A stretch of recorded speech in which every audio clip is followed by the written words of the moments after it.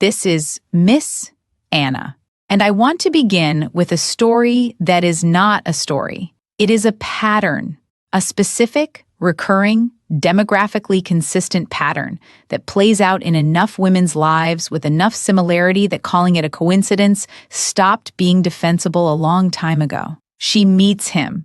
He is not the most exciting man she has ever encountered. He does not produce the specific chemical reaction that the other ones produced, the ones who kept her slightly off balance, the ones whose interest was never quite guaranteed, the ones who made her feel something she could not name precisely, but that she chased with a consistency that her behavior toward him never matched. He is different. He is present. He calls when he says he will call. He shows up when he says he will show up. He is interested in her in a way that is visible and consistent and not designed to keep her guessing. He treats her well, not perfectly. He is a person, not a performance, but fundamentally, genuinely, consistently well. And she does not know what to do with that because the treatment she received from the ones who made her feel something was not this. It was intermittent. It was conditional. It was structured around uncertainty in a way that made his certainty feel foreign, almost suspicious, almost boring. Definitely something she was not sure she was ready for right now. So she keeps him available without keeping him close. She enjoys his presence when she wants company and creates distance when she wants space. She accepts his investment without matching it. She keeps her options open in ways she does not announce, but that he can feel with a precision that her comfortable ambiguity does not eliminate just because it is not stated explicitly. She is not cruel. She does not think of herself as cruel. She is just not ready. She is just figuring things out. She is just not sure he is the one, even though she cannot identify what the one would look like or what he would have that this man does not have. And then, one day, he is gone. Not dramatically, quietly. The calls become less frequent, and then they stop. The effort that was consistent becomes absent. The man who was there every time she reached for him has simply stopped being reachable, and she feels it immediately. The loss of him lands with a weight that his presence never quite produced. She realizes, in the specific way that exits always clarify things that presence obscured, that she wanted him more than she demonstrated, that she valued what he was offering more than she showed, that the thing she was not sure about was not him, it was whether she was ready to receive what he was actually offering. She was not ready, and by the time she became ready, he had already learned what she had spent months teaching him, that he was an option, and men who know they are options do not stay. They exit, quietly, with dignity, carrying the lesson her behavior delivered and applying it going forward. That is the pattern. And I want to explain today exactly why it runs the way it runs, and what it costs, and what the mechanism underneath it is. First, let me establish what a good man is actually offering when he shows up consistently, because I do not think most women have examined this carefully enough. A man who pursues a woman with consistency and genuine intention is not doing something ordinary. In the current dating landscape, described in detail in previous conversations on this channel, sustained and genuine male pursuit has become increasingly rare. The men who have been through enough of the modern dating experience to understand its cost have largely recalibrated their investment. They protect themselves now in ways they did not protect themselves before the education was complete. So when a man who has options, who has learned what the market costs, who has every reason to be guarded, decides to invest genuinely in a specific woman, that decision is not nothing. It is a considered choice, a deliberate allocation of the resource he guards most carefully. His time, his emotional investment, his willingness to be vulnerable in the specific way that consistent pursuit requires vulnerability, the exposure of genuine interest to a person who has not yet demonstrated she will handle it with care. That offering carries weight, not the weight of obligation, the weight of significance. The weight of a person making a genuine bet on another person with full awareness of what losing the bet costs. When she receives that offering and files it under available without filing it under valued, she is not just managing her options. She is communicating something to him that her words are not saying, but that her behavior is saying with perfect clarity. She is communicating that his investment is not scarce enough to be treated as valuable, that his consistency is not remarkable enough to produce her corresponding investment, that the thing he is offering, which cost him something to offer, is worth less to her than the uncertainty she is protecting by keeping him at a manageable distance. He hears this, not consciously in the early stages, but the information accumulates. And accumulated information produces updated beliefs, and updated beliefs produce changed behavior. The changed behavior is the exit. Second, let me examine what is actually happening when she keeps a good man as an option, because the mechanism underneath this behavior is specific, and it has a name. The name is validation asymmetry. Here is what that means in practical terms. She has a hierarchy, not a written one, not a consciously maintained spreadsheet of male value organized by excitement level and chemical response, but a functional one, a lived one, a hierarchy that expresses itself in how she distributes her attention and her investment and her emotional availability. At the top of the hierarchy are the men who produce the chemical response, the ones who keep her slightly off balance, the ones whose interest requires management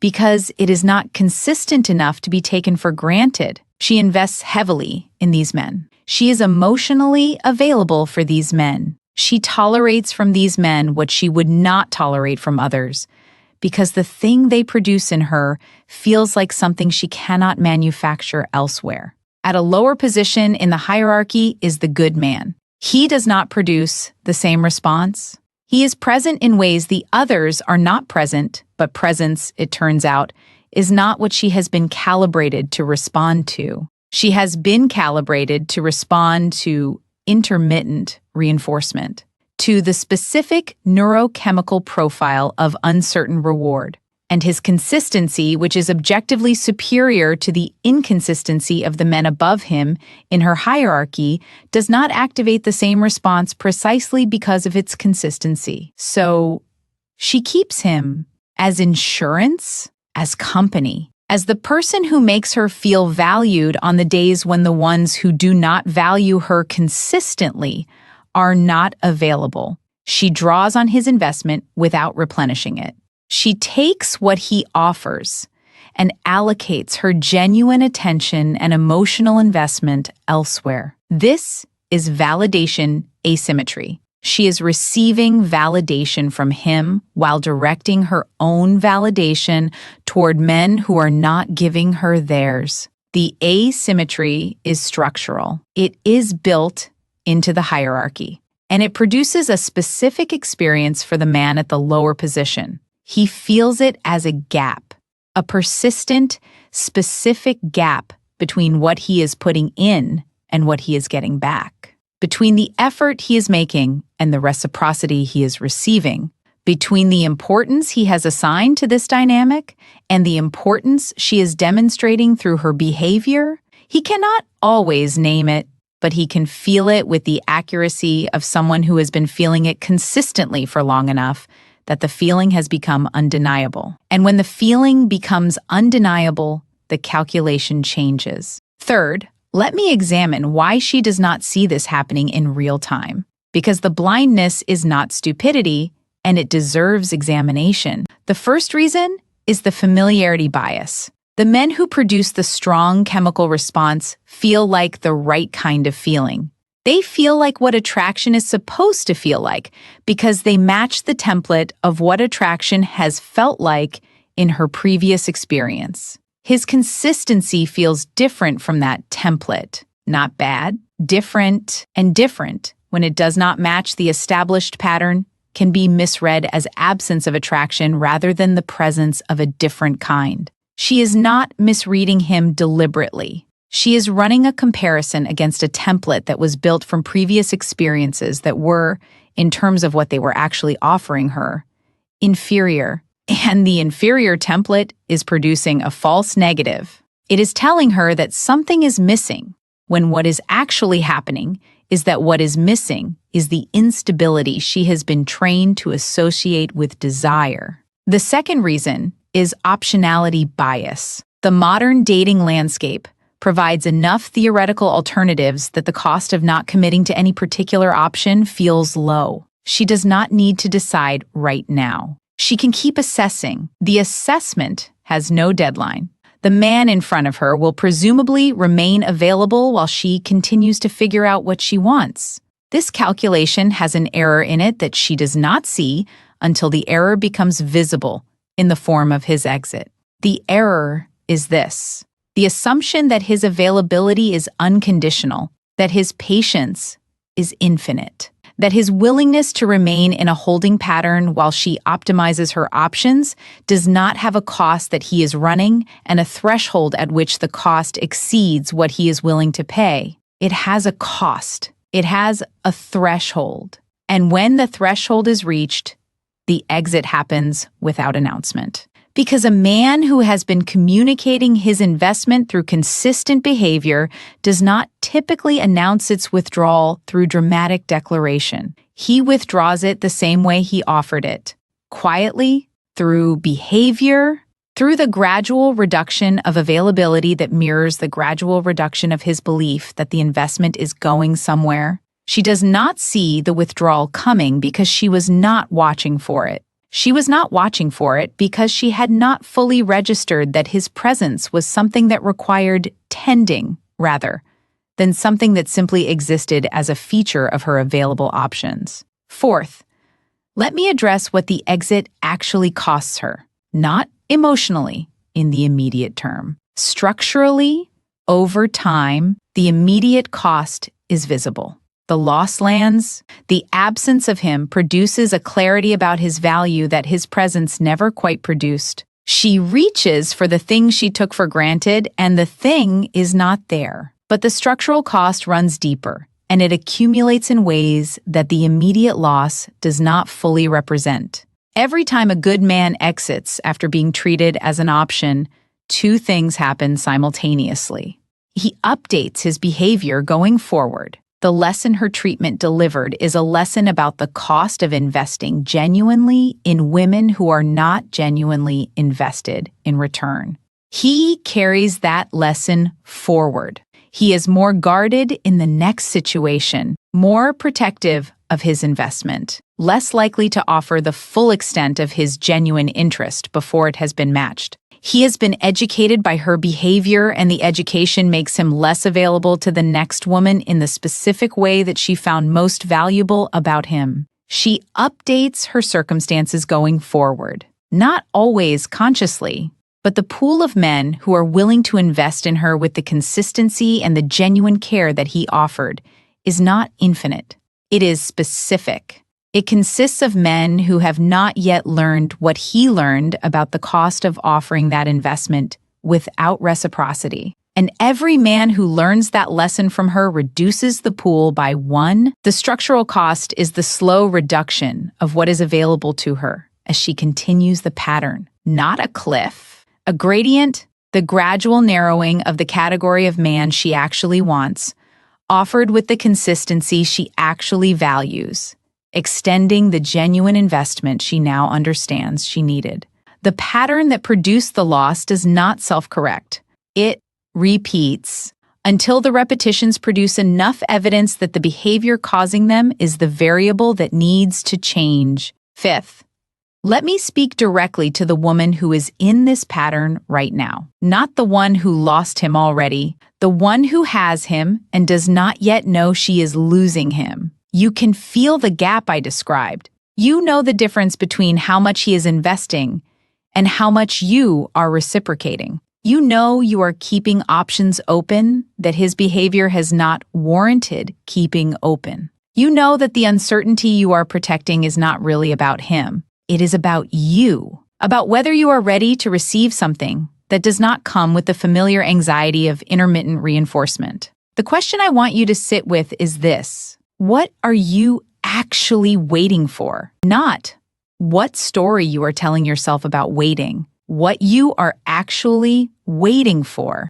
Because the story is usually that you are waiting for certainty, waiting to feel sure, waiting for the feeling that tells you this is right to arrive with enough force to override the hesitation. That feeling is not coming in the form you are waiting for. Not because he is wrong, because the feeling you are waiting for is the feeling produced by uncertainty. And he is not offering uncertainty.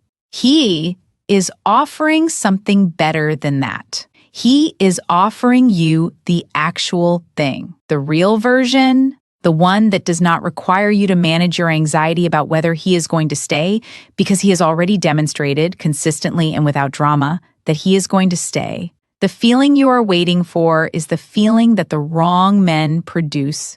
And waiting for it from a good man is waiting for him to become something he is not and should not be. What you actually have in front of you is rarer than the feeling you are chasing.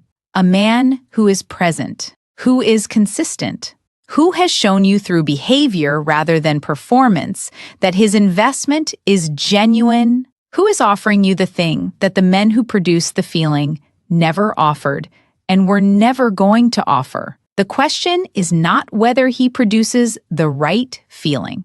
The question is whether you are going to let the wrong feeling be the reason you lose the right man. Because the loss is coming if the pattern continues, not as a threat. As the output of a system that has a consistent result, he will reach the threshold. The exit will happen quietly. And the clarity that arrives in the aftermath will be the most expensive education available. You still have time to make it unnecessary, not by performing investment you do not feel, by examining honestly what the hesitation is actually about, by asking whether the thing you are protecting by keeping him at a distance is worth more than what you are risking by doing so. It is not worth more. It has never been worth more. The uncertainty you are protecting is not an asset.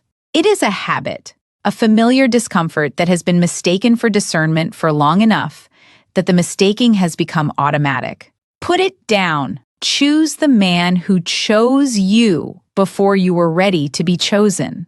Choose him before the window closes and the lesson arrives in the form it always arrives when it comes too late. As the understanding of what you had, delivered at the exact moment it is no longer available. This is Miss Anna, and I will be back with more of what nobody else will say. Subscribe if you are ready to keep hearing it.